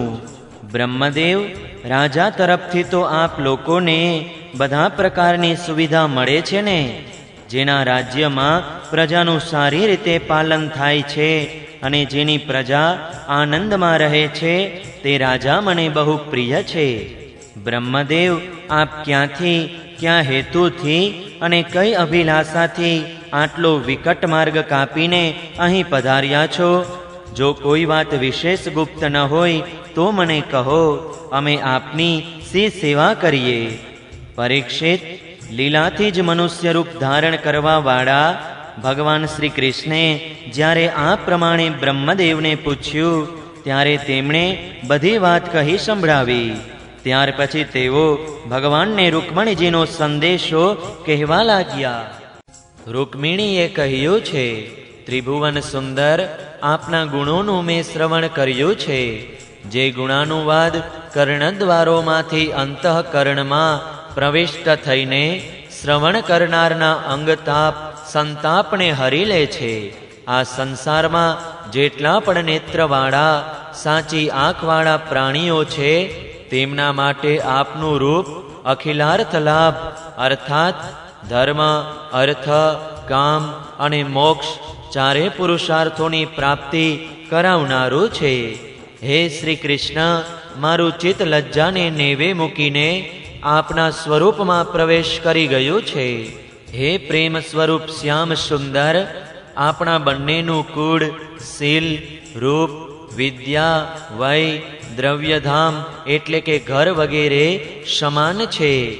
મનુષ્ય લોકમાં જેટલા પણ પ્રાણી છે, બધાનું મન આપણે જોઈને શાંતિનો અનુભવ કરે છે, આનંદિત થાય છે. હવે પુરુષોમાં શ્રેષ્ઠ આપ જ કહો, એવી કઈ કુળવાન, મહાગુણવાન અને ધૈર્યવાન કન્યા હશે, જે વિવાહ કરવા યોગ્ય સમય આવતા પતિ તરીકે આપને ન વરે? તેથી હે પ્રિયતમ, મેં આપને પતિ રૂપે સ્વીકારી લીધા છે. હું આપને આત્મસમર્પણ કરી ચૂકી છું. આપ અંતર્યામી છો. મારા હૃદયની વાત આપનાથી છાની નથી. આપ અહીં પધારીને મારો પત્ની રૂપે સ્વીકાર કરો. કમલનયન, પ્રાણવલ્લભ, હું આપ જેવા વીર પુરુષને સમર્પિત થઈ ચૂકી છું. આપણી જ છું. હવે સિંહના ભાગ તરીકે નક્કી થયેલી એવી મને શિયાળ સ્પર્શી ન જાય, એટલે કે શિશુપાલ મને સ્પર્શ ન કરી જાય. મેં જો પૂર્વજન્મમાં કૂવા, વાવ, તળાવ વગેરે બનાવ્યા હોય, યજ્ઞ યાગાદિ કર્યા હોય, દાન, નિયમ, વ્રત તથા દેવતાઓ, બ્રાહ્મણો અને ગુરુજનોની પૂજા દ્વારા ભગવાન પરમેશ્વરની આરાધના કરી હોય અને તે મારા પર પ્રસન્ન હોય, તો ભગવાન શ્રી કૃષ્ણ અહીં પધારીને મારું પાણી ગ્રહણ કરે. શિશુપાલ અથવા બીજો કોઈ પણ પુરુષ મારો સ્પર્શ ન કરી શકે. પ્રભુ, આપ અજીત છો. જે દિવસે મારો વિવાહ થવાનો હોય તેના એક દિવસ પહેલા આપ અમારી રાજધાનીમાં ગુપ્ત રૂપે આવી જશો અને પછી મોટા મોટા સેનાપતિઓ સાથે શિશુપાલ તથા જરાસંઘની સેનાનું મંથન કરીને હરાવીને બળપૂર્વક રાક્ષસ વિધિથી વીરતાનું મૂલ્ય ચૂકવીને મારું પાણી ગ્રહણ કરો. જો આપ એવું વિચારતા હો કે તમે તો અંતઃપુરમાં મહેલોની અંદર અને અનેક રક્ષક સૈનિકોના પહેરામાં રહો છો, તમારા ભાઈ બંધુઓને માર્યા વિના હું તમને કઈ રીતે લઈ જઈ શકું? તો આનો ઉપાય હું તમને જણાવી દઉં છું. અમારા કુળનો એવો નિયમ છે કે વિવાહના એક દિવસ પહેલા કુળદેવીના દર્શન કરવા માટે એક બહુ મોટી શોભાયાત્રા નીકળે છે, જેમાં લગ્ન કરનાર કન્યાને નગરની બહાર ગિરિજા દેવીના મંદિરે જવું પડે છે. તે સમયે આપ રાક્ષસ વિધિથી વીરતાનું મૂલ્ય ચૂકવીને મારું પાણી ગ્રહણ કરો. કમલનયન, ઉમાપતિ ભગવાન શંકર જેવા મોટા મોટા મહાપુરુષો પણ આત્મશુદ્ધિ માટે આપની ચરણરજમાં સ્નાન કરવા ઈચ્છે છે. જો હું આપનો તે પ્રસાદ, આપની તે ચરણરજ પ્રાપ્ત ન કરી શકી તો વ્રત દ્વારા આ શરીરને ક્ષીણ કરીને પ્રાણોનો ત્યાગ કરીશ. ભલે તેના માટે સેંકડો જન્મ કેમ લેવા ન પડે, ક્યારેક તો આપનો એ પ્રસાદ અવશ્ય મળશે જ. બ્રહ્મદેવે કહ્યું, યદુશ્રેષ્ઠ, આજ રૂકમણીજીનો ગુપ્ત સંદેશો છે, જે લઈને હું આપની પાસે આવ્યો છું. આ બાબતમાં જે કંઈ કરવું હોય વિચારી લો અને તુરત જ તે પ્રમાણે કાર્ય કરો. 10મા સ્કંધના ઉત્તરાર્ધ અંતર્ગત રૂકમિણીના લગ્નના પ્રસ્તાવમાંનો 52મો અધ્યાય સમાપ્ત. જય શ્રી કૃષ્ણ. ઓમ નમો ભગવતે વાસુદેવાય. 53મો અધ્યાય રૂકમણી હરણ. શ્રી સુખદેવજી કહે છે, પરીક્ષિત, ભગવાન શ્રી કૃષ્ણે વિદર્ભ રાજકુમારી રૂકમણીજીનો આ સંદેશ સાંભળીને પોતાના હાથથી બ્રહ્મદેવનો હાથ પકડી લીધો અને હસીને આ પ્રમાણે બોલ્યા. ભગવાન શ્રી કૃષ્ણે કહ્યું, બ્રહ્મદેવ, જેમ વિદર્ભ રાજકુમારી મને ચાહે છે તે જ પ્રમાણે હું પણ તેમને ચાહું છું. મારું ચિત્ત તેમનામાં જ લાગેલું રહે છે. ક્યાં સુધી કહું, મને રાતના સમયે નિદ્રા પણ આવતી નથી. હું જાણું છું કે રૂકમીએ દ્વેષ બુદ્ધિથી મારો વિવાહ અટકાવ્યો છે, પરંતુ બ્રહ્મદેવ, તમે જોઈ લેજો, જેમ લાકડાનું મંથન કરીને એકબીજાની સાથે ઘસીને મનુષ્ય તેમાંથી અગ્નિ ઉત્પન્ન કરે છે, તે જ રીતે યુદ્ધમાં તે ખલ અને શુદ્ર રાજાઓનું મંથન કરીને મને પ્રેમ કરનારી પરમ સુંદરી રાજકુમારીને હું લઈ જઈશ.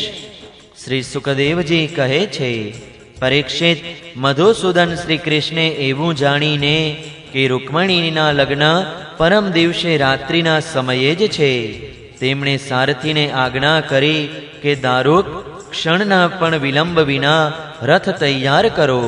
દારૂક ભગવાનના રથમાં શૈવ્ય, સુગ્રીવ, મેઘધનુષ્ય અને બલાહક નામના 4 ઘોડા જોડીને રથ લઈ આવ્યો અને હાથ જોડીને ભગવાનની સામે ઊભો રહ્યો. સૂર્યનંદન શ્રી કૃષ્ણે બ્રહ્મદેવને પ્રથમ ચડાવીને પછી પોતે રથમાં બેઠા અને તે શીઘ્રગામી ઘોડા દ્વારા એક જ રાતમાં આનર્ત દેશથી વિદર્ભ દેશમાં પહોંચી ગયા. કુંડિન નરેશ મહારાજ ભીષ્મક પોતાના મોટા પુત્ર રૂકમીના સ્નેહવશ પોતાની કન્યા શિશુપાલને આપવા માટે વિવાહોત્સવની તૈયારી કરાવી રહ્યા હતા. નગરના રાજમાર્ગો, શેરીઓ તથા બજારો વાડી જોડીને સાફ કરાવ્યા હતા. ત્યાં પાણી છટાવી રંગબેરંગી ધજા, પતાકાઓ તથા તોરણોથી શહેર શણગાર્યું હતું. નગરના સ્ત્રી પુરુષો પણ એ સમયે પુષ્પમાળા, ચંદન, પુષ્પો, અલંકારો તથા નિર્મળ વસ્ત્રો પહેરી સજ્જ થયા હતા.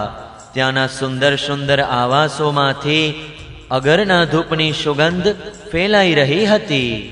પરીક્ષિત, રાજા ભીષ્મકે દેવતાઓ અને પિતૃઓનું વિધિપૂર્વક પૂજન કરીને બ્રાહ્મણોને ભોજન કરાવ્યું અને સ્વસ્તિ વાચન કરાવ્યું.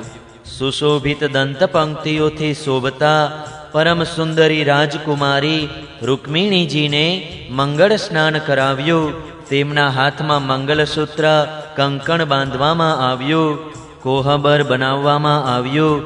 2 નવા વસ્ત્રો તેમને પહેરાવ્યા અને ઉત્તમ ઉત્તમ આભૂષણો પહેરાવવામાં આવ્યા.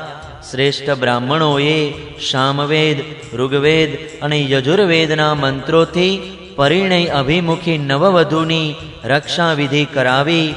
તેમજ અથર્વવેદી બ્રાહ્મણો પાસે ગ્રહ શાંતિ માટે હવન કરાવ્યો. રાજા ભીષ્મક કુલ પરંપરા અને શાસ્ત્રીય વિધિઓના અચ્છા જાણકાર હતા. તેમણે સુવર્ણ, ચાંદી, વસ્ત્ર, ગોળ મિશ્રિત તલ તથા ગાયોનું બ્રાહ્મણોને દાન આપ્યું. આ જ પ્રમાણે ચેદી નરેશ રાજા દમઘોષે પણ પોતાના પુત્ર શિશુપાલ માટે મંત્રજ્ઞ બ્રાહ્મણો પાસે વિવાહ સંબંધી માંગલિક કાર્યો કરાવ્યા. ત્યારબાદ તેઓ મદજરતા હાથીઓ, સુવર્ણની માળાઓથી સજાવેલા રથ, પાયદળ તથા ઘોડે સવારોની ચતુરંગીણી સેના સાથે લઈને કુંડિનપુર પહોંચ્યા. વિદર્ભરાજ ભીષ્મકે આગળ આવીને તેમનો સ્વાગત સત્કાર અને અર્ચન પૂજા કર્યા. ત્યાર પછી તે લોકોને પૂર્વ નિશ્ચિત આવાસોમાં આનંદપૂર્વક ઉતારા આપ્યા. તે જાનમાં સાલ્વ, જરાસંઘ, દંતવક્ત્ર, વિદુરથ અને પૌંડ્રક વગેરે શિશુપાલના હજારો મિત્ર રાજાઓ આવ્યા હતા.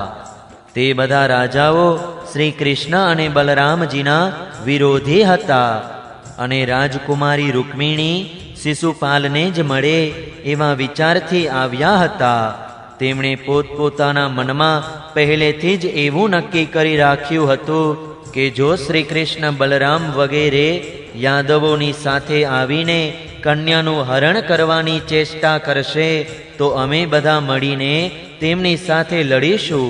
આ જ કારણે તે રાજાઓ પોતપોતાની પૂરી સેના અને રથ, ઘોડા, હાથી વગેરે પણ પોતાની સાથે લઈ આવ્યા હતા.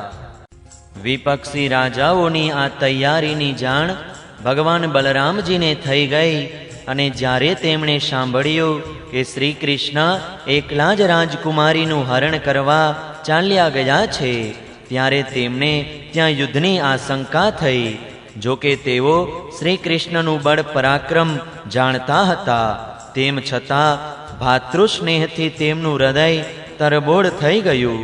તેઓ તુરંત જ હાથી, ઘોડા, રથ અને પાયદળની ઘણી મોટી ચતુરંગીણી સેનાને સાથે લઈને કુંડિનપુર જવા માટે રવાના થઈ ગયા. અહીં પરમ સુંદરી રૂક્મણીજી ભગવાન શ્રી કૃષ્ણના શુભાગમની પ્રતીક્ષા કરી રહ્યા હતા. તેઓ વિચાર કરવા લાગ્યા કે શ્રી કૃષ્ણ આવશે કે નહીં, પરંતુ મારા મોકલેલા ભૂદેવ પણ હજી આવ્યા નથી. રૂક્મિણીજી બહુ જ ચિંતામાં પડી ગયા.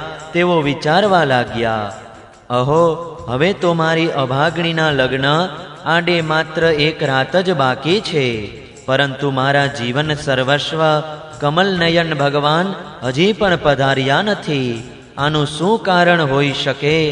કાંઈ સમજાતું નથી. એટલું જ નહીં, મારો સંદેશ લઈ જનાર બ્રાહ્મણ દેવતા પણ હજી ન આવ્યા. એમાં તો સંદેહ નથી કે ભગવાન શ્રી કૃષ્ણનું સ્વરૂપ પરમ શુદ્ધ છે અને વિશુદ્ધ પુરુષો જ તેમની સાથે પ્રેમ કરી શકે છે. તેમણે મારામાં કોઈને કોઈ અપરાધ, અનુચિત વ્યવહાર જોયો હશે, ત્યારે તો મારો હાથ પકડવા માટે, મારો સ્વીકાર કરવા માટે તૈયાર થઈને અહીં પધાર્યા નથી. સારું, કોઈને દોષ દેવાથી શું, મારું જ કમ ભાગ્ય માનું છું. બ્રહ્માજી અને ભગવાન શંકર અનુકૂળ નહીં હોય. એવું પણ સંભવ છે કે રુદ્રપતિ ગિરિરાજ કુમારી સતી પાર્વતી મારાથી નારાજ હોય. પરીક્ષિત, રૂક્મણીજી આ પ્રમાણે ગડમથલમાં પડ્યા હતા. તેમનું સંપૂર્ણ મન અને તેમના બધા જ મનોભાવ ભક્તોના ચિત્તચોર ભગવાને ચોરી લીધા હતા. તેમણે આ પ્રમાણે વિચાર કરતા કરતા હજી સમય છે એવું સમજીને પોતાના આંસુઓથી છલકાતા નેત્ર બંધ કરી દીધા. પરીક્ષિત, આ પ્રમાણે રૂક્મિણીજી ભગવાનના શુભાગમની પ્રતીક્ષા કરી રહ્યા હતા. તે જ સમયે તેમના મંગલને સૂચવતા વામ સાથળ, વામ ભુજા અને વામ નેત્ર એમ ત્રણેય અંગો ફરકવા લાગ્યા. એટલામાં જ ભગવાન શ્રી કૃષ્ણના મોકલેલા તે બ્રાહ્મણ દેવતા આવી ગયા અને તેમણે અંતઃપુરમાં રાજકુમારી રૂક્મિણીને ધ્યાનમગ્ન દેવીની મુદ્રામાં જોયા. સતી રૂક્મિણીજીએ જોયું કે બ્રહ્મદેવતાનું મુખ પ્રસન્ન છે. તેમના મન અને વદન પર કોઈ ઉદાસીનતા નથી. તેઓ તેમના લક્ષણો પરથી જ સમજી ગયા કે ભગવાન શ્રી કૃષ્ણ આવી ગયા. પછી પ્રસન્નતાથી તેમણે બ્રહ્મદેવને પૂછ્યું. ત્યારે ભૂદેવે જણાવ્યું કે ભગવાન શ્રી કૃષ્ણ અહીં પધારી ગયા છે. અને તેમણે ભગવાનની ભારે પ્રશંસા કરી. એ પણ જણાવ્યું કે રાજકુમારીજી, આપને લઈ જવાની તેમણે સત્ય પ્રતિજ્ઞા કરી છે. ભગવાનના શુભાગમના સમાચાર સાંભળીને રૂકમણીજી આનંદ વિભોર થઈ ગયા. તેમણે આ કાર્યના બદલામાં બ્રાહ્મણ દેવતાને આપવા યોગ્ય ભગવાન સિવાય કોઈ વસ્તુ ન જણાતા માત્ર નમસ્કાર કર્યા, અર્થાત જગતની સમગ્ર લક્ષ્મી બ્રહ્મદેવને સોંપી દીધી. રાજા ભીષ્મકે સાંભળ્યું કે ભગવાન શ્રી કૃષ્ણ અને બલરામજી મારી કન્યાનો વિવાહ જોવા માટે ઉત્સુકતાવશ અહીં પધાર્યા છે. ત્યારે તુરી, ભેરી વગેરે વાજિંત્રો વગાડતા પૂજાની સામગ્રી લઈને તેમની સામે ગયા અને મધુપર્ક, નિર્મળ વસ્ત્રો તથા ઉત્તમ ઉત્તમ ભેટ સામગ્રીઓ આપીને વિધિપૂર્વક તેમની પૂજા કરી. ભીષ્મકજી બહુ બુદ્ધિશાળી હતા. તેઓ ભગવાનના ભક્ત હતા. તેમણે ભગવાનને સૈન્ય, સેનાપતિ અને અન્ય સર્વને તમામ સુવિધાઓથી સજ્જ નિવાસ સ્થાનોમાં ઉતારો આપ્યો અને તેમનો યથાયોગ્ય આતિથ્ય સત્કાર કર્યો. વિદર્ભરાજ ભીષ્મકજીને ત્યાં નિમંત્રિત જેટલા રાજાઓ આવ્યા હતા તે બધાનો પણ રાજાએ તેમના બળ પરાક્રમ અનુસાર તમામ ઈચ્છિત પદાર્થો આપીને ખૂબ સત્કાર કર્યો. વિદર્ભ દેશના નાગરિકોએ સાંભળ્યું કે ભગવાન શ્રી કૃષ્ણ અહીં પધાર્યા છે. ત્યારે તે લોકો ભગવાનના નિવાસ સ્થાને આવ્યા અને આનંદમગ્ન બની શ્યામ સુંદર ભગવાન શ્રી કૃષ્ણના મુખ કમળના માધુર્યનું પોતાની નેત્ર અંજલિઓ ભરી ભરીને પાન કરવા લાગ્યા. તેઓ પરસ્પર એવી વાતો કરતા હતા, રૂકમિણી આમની જ અર્ધાંગિની થવા યોગ્ય છે અને આ પરમ પવિત્ર મૂર્તિ શ્યામ સુંદર રૂકમિણીને યોગ્ય પતિ છે. બીજી કોઈ આમની પત્ની થવા યોગ્ય નથી. જો અમે અમારા પૂર્વજન્મમાં અથવા આ જન્મમાં કોઈ સત્કર્મ કર્યું હોય તો ત્રિલોક વિધાતા ભગવાન અમારા પર પ્રસન્ન થઈને એવી કૃપા કરે કે શ્યામ સુંદર શ્રી કૃષ્ણ જ વિદર્ભ રાજકુમારી રૂકમિણીનું પાણી ગ્રહણ કરે. પરીક્ષિત, જે વખતે પ્રેમ પરવશ થઈને નગરવાસીઓ પરસ્પર આ પ્રકારની વાતચીત કરી રહ્યા હતા, તે જ સમયે રૂકમિણીજીએ અંતઃપુરમાંથી નીકળીને દેવીના મંદિરે જવા પ્રસ્થાન કર્યું. અનેક સૈનિકો તેમની રક્ષા માટે નિયુક્ત કરવામાં આવ્યા હતા. તેઓ પ્રેમ મૂર્તિ શ્રી કૃષ્ણચંદ્રના ચરણકમળોનું ચિંતન કરતા રહીને ભગવતી ભવાનીના ચરણકમળોના દર્શન માટે પગે ચાલીને નીકળ્યા. તેઓ મૌન હતા અને માતાઓ અને સખી સાહેલીઓથી તેઓ વીંટાયેલા હતા. રાજ્યના બળવાન સૈનિકો હાથમાં શસ્ત્રો ઉઠાવીને કવચ પહેરીને તેમની રક્ષા કરી રહ્યા હતા. તે સમયે મૃદંગ, શંખ, ઢોલ, તુરી અને ભેરી વગેરે વાજિંત્રો વાગી રહ્યા હતા. મોટી સંખ્યામાં બ્રાહ્મણ સ્ત્રીઓ પુષ્પમાળાઓ, ચંદન વગેરે સુગંધિત દ્રવ્ય અને આભૂષણો વસ્ત્રોથી સજી ધજીને તેમની સાથે ચાલી રહી હતી અને અનેક પ્રકારના ઉપહારો તથા પૂજન વગેરેની સામગ્રી લઈને હજારો શ્રેષ્ઠ વારાંગનાઓ પણ સાથે હતી. ગાયકો ગાઈ રહ્યા હતા, વાજા વાગી રહ્યા હતા અને શ્રુત માગધ તથા બંદીજન કન્યાની ચારે બાજુ જયઘોષ કરતા બિરદાવલી ગાઈ રહ્યા હતા. દેવીના મંદિરે પહોંચીને રૂકમણીજીએ પોતાના કમળ જેવા સુકોમળ હાથ પગ ધોઈ આચમન કરી અંદર બહારથી પવિત્ર થઈ શાંત ભાવે અંબિકા દેવીના મંદિરમાં પ્રવેશ કર્યો. અનેક પ્રકારના વિધિ વિધાની જાણનાર વૃદ્ધ બ્રાહ્મણ સ્ત્રીઓ તેમની સાથે હતી. તેમણે ભગવાન શંકરના અર્ધાંગિની દેવી ભવાનીને અને ભગવાન સદાશિવને પ્રણામ કરવા કહ્યું. રૂકમિણીજીએ ભગવતીને પ્રણામ કરીને પ્રાર્થના કરી કે અંબિકા માતા, આપના ખોળામાં બિરાજેલા આપના પ્રિય પુત્ર ગણેશજીને તથા આપને હું વારંવાર પ્રણામ કરું છું. આપ એવો આશીર્વાદ આપો કે મારી અભિલાષા પૂરી થાય. ભગવાન શ્રી કૃષ્ણ જ મારા પતિ થાય. ત્યાર પછી રૂકમિણીજીએ જળ, ચંદન વગેરે સુગંધી દ્રવ્ય, અક્ષત, ધૂપ, વસ્ત્ર, પુષ્પમાળા, હાર, આભૂષણો, અનેક પ્રકારના નૈવેદ્યો, ભેટ અને આરતી વગેરે સામગ્રીઓથી અંબિકા દેવીની પૂજા કરી. ત્યાર પછી પૂજન સામગ્રીથી તથા મીઠું, માલપુવા, પાન, કંઠસૂત્ર, ફળ અને શેરડી વગેરેથી સોહાગણ બ્રાહ્મણ સ્ત્રીઓની પૂજા કરી. ત્યારે બ્રાહ્મણ સ્ત્રીઓએ તેમને પ્રસાદ આપીને આશીર્વાદ આપ્યા. ત્યારબાદ રૂકમણીજીએ બ્રાહ્મણ સ્ત્રીઓ અને અંબિકા માતાને નમસ્કાર કરીને પ્રસાદ ગ્રહણ કર્યો. પૂજા અર્ચનાની વિધિ સમાપ્ત થઈ ગયા બાદ મૌન વ્રત છોડીને રત્નજડિત અંગૂઠીથી જળ હળતા કરકમળ દ્વારા એક શાહેલીનો હાથ પકડીને તેઓ ગિરિજા મંદિરમાંથી બહાર નીકળ્યા. પરીક્ષિત, રૂકમિણીજી ભગવાનની માયાની જેમ મોટા મોટા ધીરવીરોને મોહિત કરવા વાળા હતા. તેમનો કટી પ્રદેશ અતિ સુંદર અને નાજુક હતો.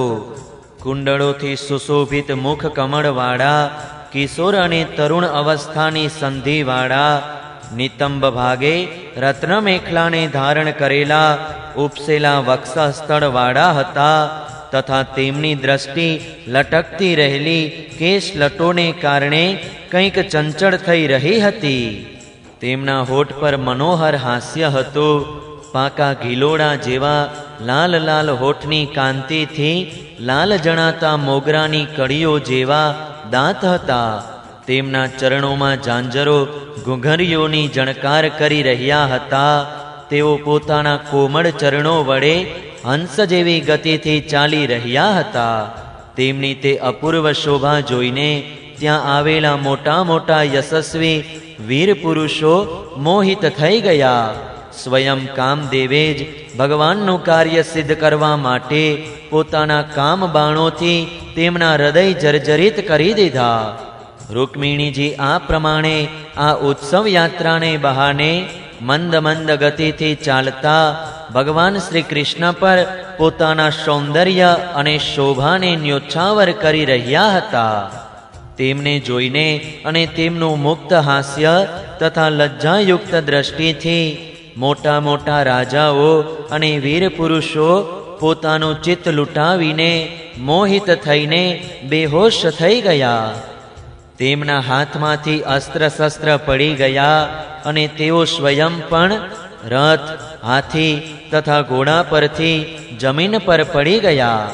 આ પ્રમાણે રૂકમિણીજી ભગવાન શ્રી કૃષ્ણના શુભાગમની પ્રતીક્ષા કરતા પોતાના કમળ જેવા સુકોમળ ચરણોને ધીરે ધીરે આગળ વધારતા હતા.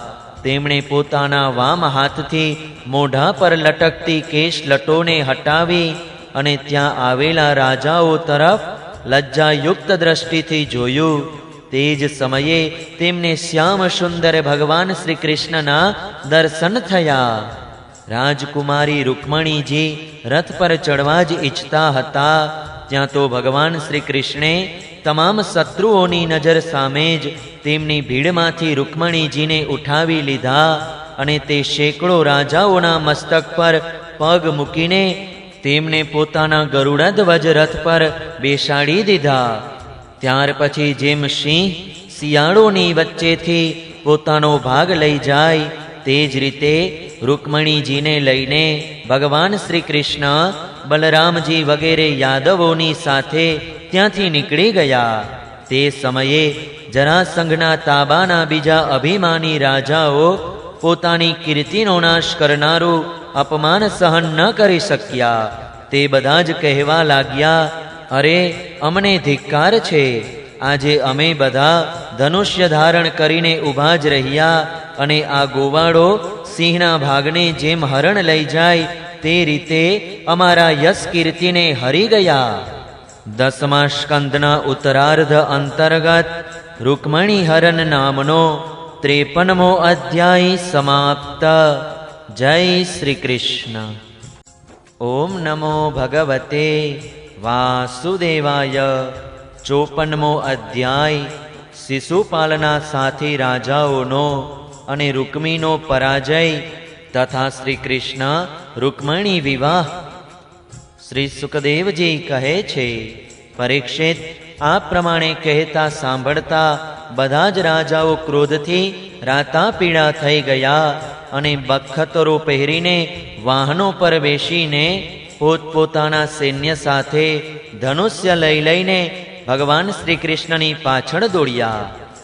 રાજન, જ્યારે યાદવ સેનાપતિએ જોયું કે શત્રુઓની સેનાઓ અમારા ઉપર આક્રમણ કરવા આવી રહી છે, ત્યારે તેમણે પણ પોતપોતાના ધનુષ્યનો ટંકાર કર્યો અને પાછા વળીને તેમની સામે ઊભા રહ્યા. જરાસંઘની સેનાના સૈનિકો હાથી, ઘોડા અને રથ પર બેઠેલા હતા. તે બધા ધનુષ્ય વિદ્યાના મર્મગ્ન હતા. તેઓ યાદવો પર એ રીતે બાણવૃષ્ટિ કરવા લાગ્યા જાણે મેઘો પર્વત પર મુશળધાર વૃષ્ટિ કરી રહ્યા હોય. પરમ સુંદરી રૂકમણીજીએ જોયું કે શ્રી કૃષ્ણનું સૈન્ય બાણવૃષ્ટિથી ઢંકાઈ ગયું છે, ત્યારે તેમણે લજ્જા સહિત ભયભીત નેત્રોથી ભગવાન શ્રી કૃષ્ણના મુખ સામે જોયું. ભગવાને હસીને કહ્યું, સુંદરી, ગભરાશો નહીં. તમારી સેના તમારા શત્રુ સૈન્યનો હમણાં જ નાશ કરી નાખશે. આ બાજુ ગદ અને સંકર્ષણ વગેરે યાદવ વીરો પોતાના શત્રુઓનું પરાક્રમ વધારે ન સહી શક્યા. તેઓ પોતાના બાણોથી શત્રુ સેનાના હાથી, ઘોડા અને રથોને છિન્ન ભિન્ન કરવા લાગ્યા. તેમના બાણોથી રથ, ઘોડા અને હાથીઓ પર બેઠેલા શત્રુ સેનાના વીરોના કુંડળો, મુકુટો અને પાઘડીઓથી શોભતા કરોડો મસ્તકો, તલવારો, ગદા અને ધનુષ્યો સાથેના હાથ, કાંડા, સાથળો અને પેટ કપાઈને પૃથ્વી પર પડવા લાગ્યા. આ ઉપરાંત ઘોડા, ખચ્ચર, હાથી, ઊંટ, ગધેડા અને સૈનિકોના માથા પણ કપાઈને રણભૂમિમાં પડવા લાગ્યા.